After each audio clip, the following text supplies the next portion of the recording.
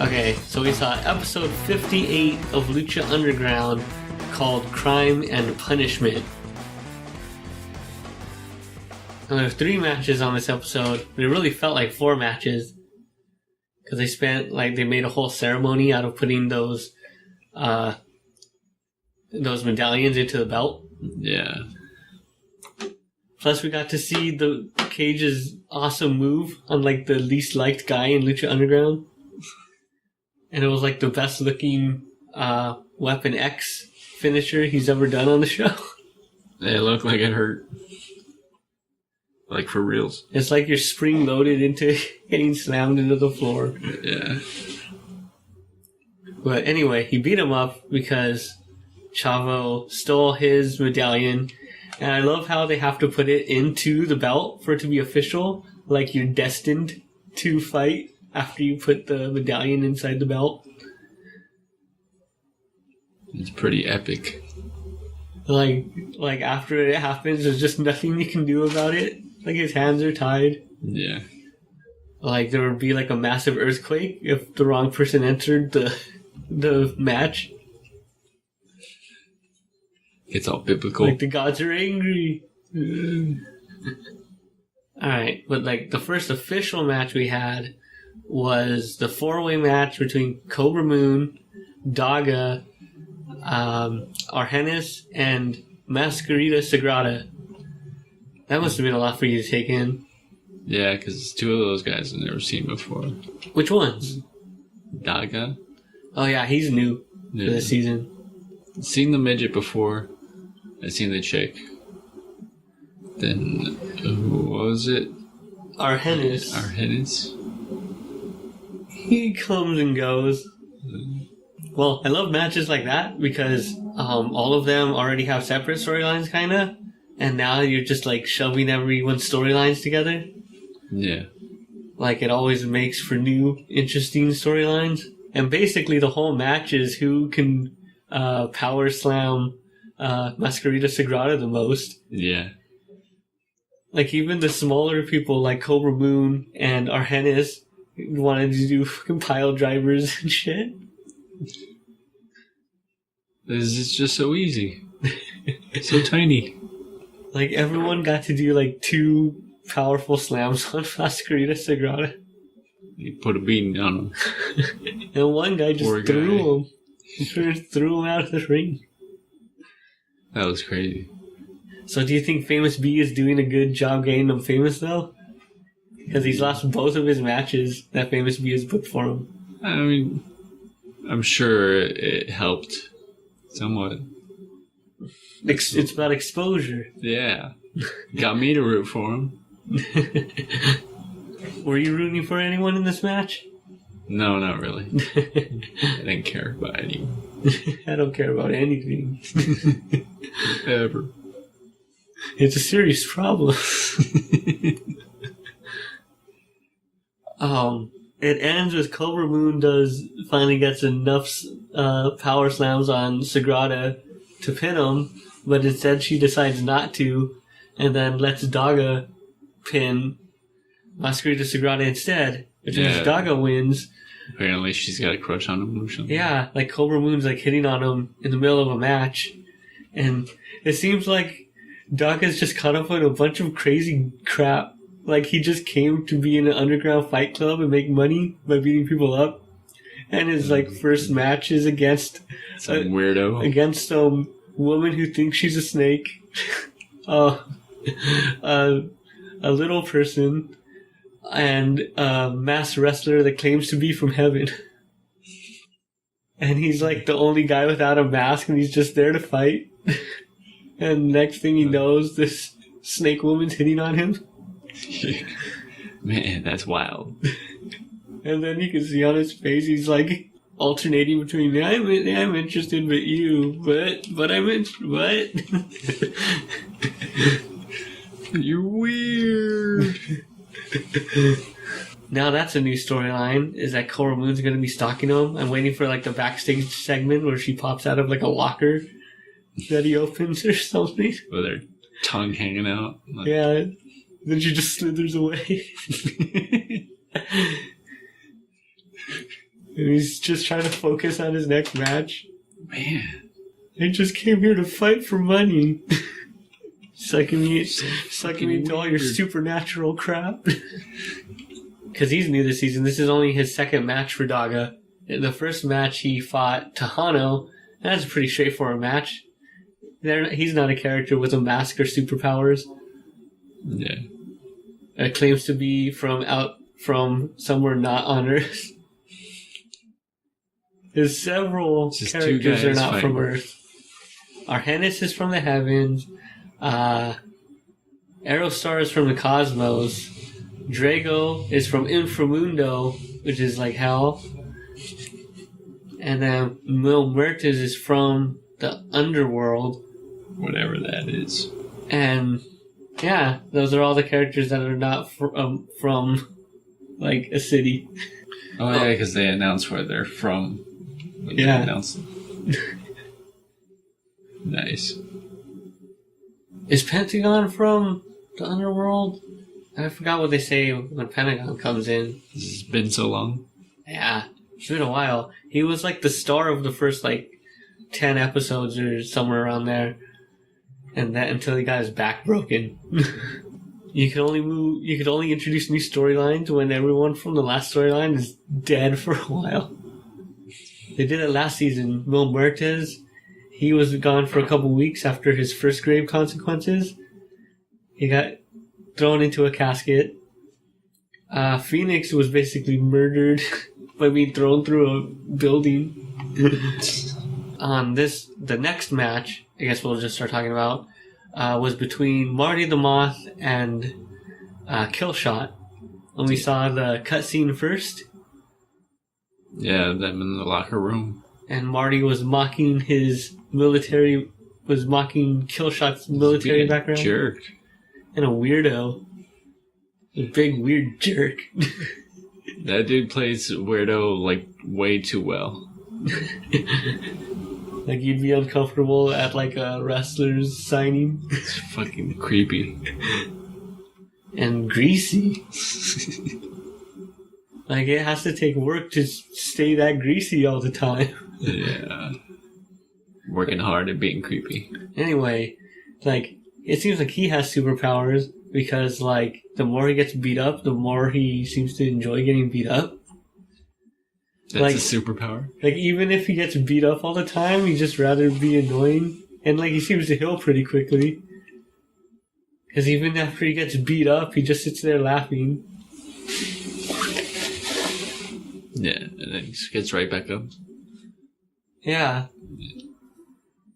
Because the finisher that Killshot did to finish off Marty was like that crazy like pile driver. Then Marty's like a huge guy, so that had to be like a heavy ass slam. Yeah. But then like right after, Marty the Moth comes back to just beat him up anyway. And make fun of him some more. Like a jerk that he is. Big greasy jerk. Oh, but the main match was the biggest one, was for the Gift of the Gods Championship. The 7-way match. Yeah, 7 fighters enter, and then all 7 enters can leave, but only one can leave a winner. Yeah. So, who was in it? Let's see. Sexy Star, Aerostar, Tejano, the Mac, Chavo Guerrero, El Sinestro, De La Muerte, and the hairy dude. Harry. Yeah. Oh, Joey Ryan. Yeah. Yeah, he was the hairiest dude in the fight. Anyway, so all of them fought. It was just a bunch of chaos. Everyone was fighting each other, except Chavo Guerrero. It seemed like he hid until the very end. And he should have kept hiding. Oh, but Sexy Star and the Mac didn't want to fight. Oh, yeah. They just put on like a little acrobatic show. Yeah.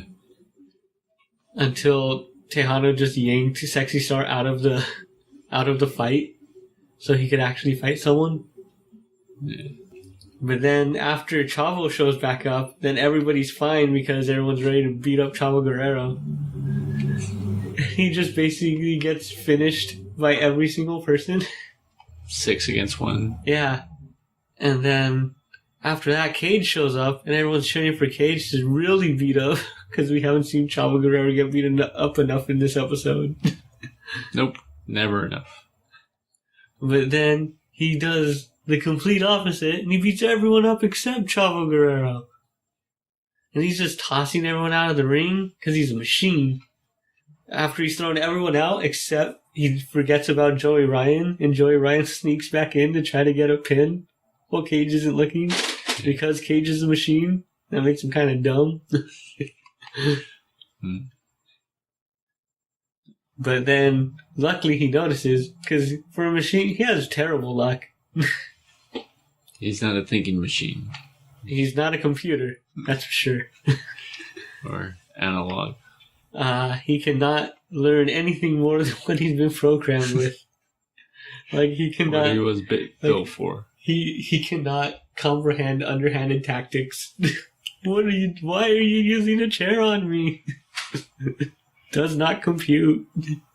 Less of a machine, more of a tool. Just because I'm a machine capable of murdering you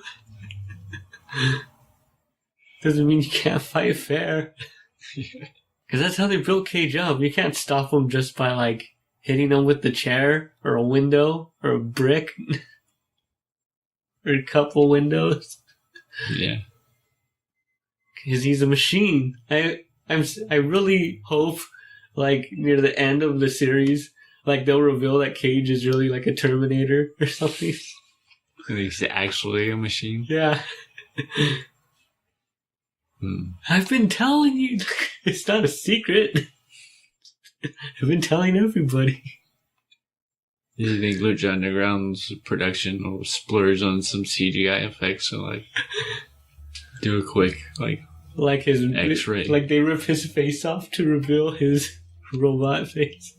Or something. Maybe practical effects. Some, like, robotic-looking contacts. Something. Alright, but anyway, Cage helps Chavo Guerrero win, and then everyone's like, what just happened?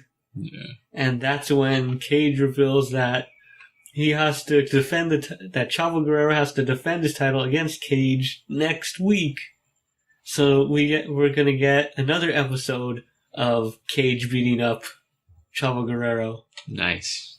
It's gonna be good. And there won't be 5 other wrestlers getting in his way to just beat him up. But of course, Chavo's gonna do something underhanded in the next episode. Like, Cage never fights anyone that fights fair. It's his fault for picking on him. All Chavo Guerrero did was steal his stuff and hit him with a chair. Alright, and then we have to talk about the final cutscene. Was Pentagon? Yeah, where he was, like, hung up, like, being tortured, basically. Wait, 50 Shades of Grey, like? Yeah. And so, like, he's just, like, I assume his back might still be broken, because we didn't see him walking. Yeah, he's just hanging there. Being hit with a stick by Vampiro. That was creepy, too. The only way to get better is to be more hurt. Perfect logic, Vampiro. Weren't you on medication? Didn't he mention that he's not on medication anymore? Yeah. Or something. Maybe he should be. That happens to you when you're off your medication, Frank? No. You start ninja academies? String up people just to beat the crap out of them. But it's for their own good. Yeah, that's what I tell them. That's what you tell them. But then, like, even Vampiro's not impressed by beating him with a stick, so then he gets the barbed wire bat. Ooh, yeah. And that's how it ends? With him, like, swinging the barbed wire bat at Pentagon's face. He's just gonna murder him. Like nothing. That's pretty good. Yeah, and now that you've seen some episodes in a row, it's starting to make a little more sense, right? Yeah, I think so. It's a lot of wrestling. Yeah, there's a lot of wrestling. There's only like 2 cutscenes in this episode. Yeah. The one at the beginning, the one at the end. Yeah, where Cage was in the office. We didn't talk about that. How are you going to tell a guy that that's not your problem? You could have killed him. I'm making this your problem. But then Cage was too dumb to... He ended up with the washer instead of the medallion. Oh, yeah. I was wondering why it was in the little bag. It all makes sense now. He should have just tried to put the washer in the... Maybe it'll work. It's like putting a washer instead of a quarter. It's mine. Right there in the middle. Fits. It fits. It fits, I sits. What? That will probably cause an earthquake too, though. Trying to put the wrong medallion in. The belt gets angry. It's like the face on the belt turns like red and angry. Like stuff starts falling from the ceiling. They should do that when the show ends. Like they should. This temple should be destroyed. Every episode. No, just like when the series is over. Like then the place will cave in, or. And then you get to see the ones that aren't from Earth, like leave in their own spectacular way. Oh, and one thing no one's brought up is now there's 2 dragon characters. There's Al Dragon Azteca Jr. and there's Drago, and they're both dragons. And you never see them in the same place at the same time. No, well, I think you do. No, I guess you don't. No, yeah, you do. They were both in Aztec warfare together. But what I'm saying is they need to have a dragon-on-dragon fight. It'll be like the end of the Mortal Kombat 2 movie. Have you seen? With the terrible claymation dragon fight at the end. So bad. Well, that's the only other dragon versus dragon fight I can think of. Yeah. There's not much out there. So that was Lucha Underground episode something. 58? I'll put it in post. Fix it in post. Yeah, but maybe I won't. Don't be so lazy. I'm trying. Alright, the end. We all. Not me.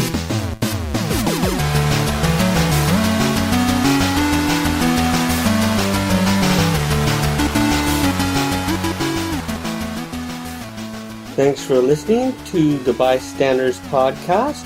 Subscribe to us on YouTube at youtube.com/gamemusicforall. You can find links and show notes from today's episode at thebystanderspodcast.com. Follow us on Instagram at The Bystanders Podcast and on Twitter at TBS Podcast. And you can support the show by subscribing to us at patreon.com/GenoBoost.